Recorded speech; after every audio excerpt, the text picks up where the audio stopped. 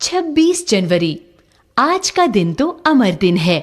आज के ही दिन सारे हिंदुस्तान में स्वतंत्रता दिवस मनाया गया था और इस वर्ष ही उसकी पुनरावृत्ति भी, जिसके लिए काफी तैयारियां पहले से की गई थीं। गत वर्ष अपना हिस्सा बहुत साधारण था। इस वर्ष जितना अपने दे सकते थे दिया था। केवल प्रचार में 2000 रुपया खर्च किया गया। सारे काम का भार अपने समझते थे अपने ऊपर है और इसी तरह जो कार्यकर्ता थे उनके घर जा जाकर समझाया था। बड़े बाजार के प्रायः सभी मकानों पर राष्ट्रीय झंडा फहरा रहा था और कई मकान तो ऐसे सजाए गए थे कि मानो स्वतंत्रता मिल गई हो। कलकत्ते के प्रत्येक भाग में ही झंडे लगाए गए थे। जिस रास्ते से मनुष्य जाते थे उसी रास्ते में उत्साह और नवीनता मालूम होती थी। लोगों का कहना था कि ऐसी सजावट पहले नहीं हुई। पुलिस भी अपनी पूरी ताकत से शहर में गश्त देकर प्रदर्शन कर रही थी। मोटर लारियों में गोरखे तथा सार्जेंट प्रत्येक मोड़ पर तैनात थे। कितनी ही लारियां शहर में घुमाई जा रही थी। घुड़सवारों का प्रबंध था। कहीं भी ट्रैफिक पुलिस नहीं थी। सारी पुलिस को इस काम में लगाया गया था। बड़े बड़े पार्कों तथा मैदानों को पुलिस ने सवेरे ही घेर लिया था। मॉन्यूमेंट के नीचे जहां शाम को सभा होने वाली थी, उस जगह को तो भोर में 6 बजे से ही पुलिस ने बड़ी संख्या में घेर लिया था। पर तब भी कई जगह तो भोर में ही झंडा फहराया गया। श्रद्धानंद पार्क में बंगाल प्रांतीय विद्यार्थी संघ के मंत्री अविनाश बाबू ने झंडा गाड़ा तो पुलिस ने उनको पकड़ लिया तथा अन्य लोगों को मारा या हटा दिया। तारा सुंदरी पार्क में बड़ा बाजार कांग्रेस कमेटी के मंत्री हरीश चंद्र सिंह झंडा फहराने गए, पर वे भीतर न जा सके। वहां पर काफी मारपीट हुई और 2-4 आदमियों के सिर फट गए। गुजराती सेविका संघ की ओर से जुलूस निकाला गया जिसमें बहुत सी लड़कियां थीं। उनको गिरफ्तार कर लिया गया। 11 बजे मारवाड़ी विद्यालय की लड़कियों ने अपने विद्यालय में झंडोत्सव मनाया। जानकी देवी, मदालसा बजाज नारायण आदि भी गईं। लड़कियों को उत्सव से क्या मतलब, समझाया गया। एक बार मोटर में बैठकर सब तरफ घूम कर देखा तो बहुत अच्छा मालूम हो रहा था। जगह जगह फोटो उतर रहे थे। अपने भी फोटो का काफी प्रबंध किया गया था। 2-3 बजे कई आदमियों को पकड़ लिया गया, जिसमें मुख्य पूर्णोदास और पुरुषोत्तम राय थे। सुभाष बाबू के जुलूस का भार पूर्णोदास पर था, पर वे प्रबंध कर चुके थे। स्त्री समाज अपनी तैयारी में लगा था। जगह जगह से स्त्रियां अपना जुलूस निकालने की तथा ठीक स्थान पर पहुंचने की कोशिश कर रही थीं। मॉन्यूमेंट के पास जैसा प्रबंध भोर में था, वैसा करीब 1 बजे नहीं रहता। इससे लोगों को आशा होने लगी कि शायद पुलिस अपना रंग ना दिखावे, पर वह कब रुकने वाली थी। 3 बजे से ही मैदान में हजारों आदमियों की भीड़ होने लगी। लोग टोलियां बना बनाकर मैदान में घूमने लगे। आज जो बात थी वह निराली थी। जब से कानून भंग का कानून शुरू हुआ है, तब से आज तक इतनी बड़ी सभा ऐसे मैदान में नहीं की गई थी। ये सभा तो कहना चाहिए कि ओपन लड़ाई थी। पुलिस कमिश्नर का नोटिस निकल चुका था कि अमुक अमुक धारा के अनुसार कोई सभा नहीं हो सकती।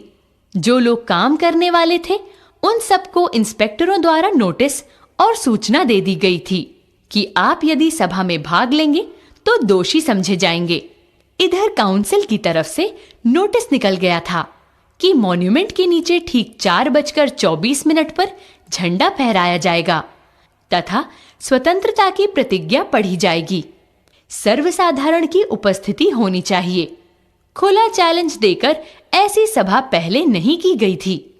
ठीक 4:10 पर सुभाष बाबू जुलूस लेकर आए। उनको चौरंगी पर ही रोका गया, पर भीड़ की अधिकता के कारण पुलिस जुलूस को रोक नहीं सकी। मैदान के मोड़ पर पहुंचते ही पुलिस ने लाठियां चलानी शुरू कर दी। बहुत आदमी घायल हुए। सुभाष बाबू पर भी लाठियां पड़ी। सुभाष बाबू बहुत जोरों से वंदे मातरम बोल रहे थे। ज्योतिर्मय गांगुली ने सुभाष बाबू से कहा, आप इधर आ जाइए। पर सुभाष बाबू ने कहा, आगे बढ़ना है। ये सब तो अपनी सुनी हुई लिख रहे हैं, पर सुभाष बाबू का और अपना विशेष फासला नहीं था। सुभाष बाबू बड़े जोर से वंदे मातरम बोलते थे। ये अपनी आंख से देखा कि पुलिस भयानक रूप से लाठियां चला रही थी। क्षितिज चटर्जी का फटा हुआ सिर देखकर तथा उनका बहता हुआ खून देखकर आंखें मिच जाती थीं। इधर ये हालत हो रही थी, उधर स्त्रियां मॉन्यूमेंट की सीढ़ियों पर झंडा फहरा रही थीं और घोषणा पढ़ रही थीं। स्त्रियां बहुत बड़ी संख्या में पहुंच गई थीं। प्रायः सबके पास झंडा था। जो वॉलंटियर गए थे वे अपने स्थान से लाठियां पड़ने पर भी हटते नहीं थे। सुभाष बाबू को पकड़ लिया गया और गाड़ी में बैठाकर लाल बाजार लॉकअप में भेज दिया गया। कुछ देर बाद ही स्त्रियां जुलूस बनाकर वहां से चलीं। साथ में बहुत बड़ी भीड़ इकट्ठी हो गई। बीच में पुलिस कुछ ठंडी पड़ी थी, उसने फिर डंडे चलाने शुरू कर दिए। अब की बार भीड़ ज्यादा होने के कारण बहुत आदमी घायल हुए। धर्म तल्ले मोड़ पर आकर जुलूस टूट गया और करीब 150 स्त्रियां वहीं मोड़ पर बैठ गईं। पुलिस ने उनको पकड़कर लाल बाजार भेज दिया।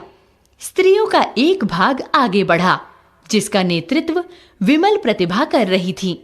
उनको बहु बाजार मोड़ पर रोका गया और वे वहीं मोड़ पर बैठ गईं।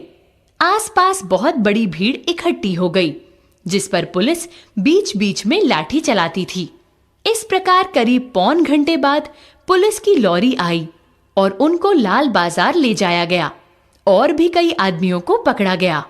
ब्रिजलाल गोयनका, जो कई दिन से अपने साथ काम कर रहा था और दमदम जेल में भी अपने साथ था, पकड़ा गया। पहले तो वह झंडा लेकर वंदे मातरम बोलता हुआ मॉन्यूमेंट की ओर इतने जोर से दौड़ा कि अपने आप ही गिर पड़ा और उसे एक अंग्रेज घुड़सवार ने लाठी मारी। फिर पकड़कर कुछ दूर ले जाने के बाद छोड़ दिया। इस पर वह स्त्रियों के जुलूस में शामिल हो गया और वहां पर भी उसे छोड़ दिया। तब वह 200 आदमियों का जुलूस बनाकर लाल बाजार गया और वहां पर गिरफ्तार हो गया। मदालसा भी पकड़ी गई। उससे मालूम हुआ कि उसको थाने में भी मारा था। सब मिलाकर 105 स्त्रियां पकड़ी गई थीं। बाद में रात को 9 बजे खादी भंडार आए तो कांग्रेस ऑफिस से फोन आया कि यहाँ बहुत से आदमी चोट खाकर आए हैं और कई की हालत संगीन है, उनके लिए गाड़ी चाहिए। जानकी देवी के साथ वहां गए तो देखा बहुत लोगों को चोट लगी थी। डॉक्टर दासगुप्ता उनकी देखरेख तथा फोटो उतरवा रहे थे। उस समय तक 67 आदमी वहां आ चुके थे। बाद में तो 103 तक आ पहुंचे।